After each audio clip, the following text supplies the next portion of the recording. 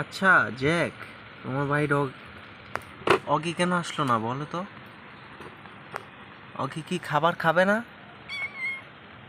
বলো আমাকে, অগি কি খাবার খাবে না?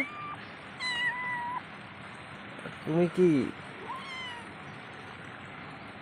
তুমি কি খাবার না খেয়ে এখন আমার সাথে ভিডিও বানাবে? থাক, তুমি খাবার খাও, তোমার ভিডিওতে কোনো কষ্ট করে অ্যাক্টিং করা লাগবে না। তুমি খাবার খাও, তোমার পারিশ্রমিক পেয়ে যাবে। খাও খাও খাও খাও। মানুষ ছাড়া থাকতে ভালো লাগে না?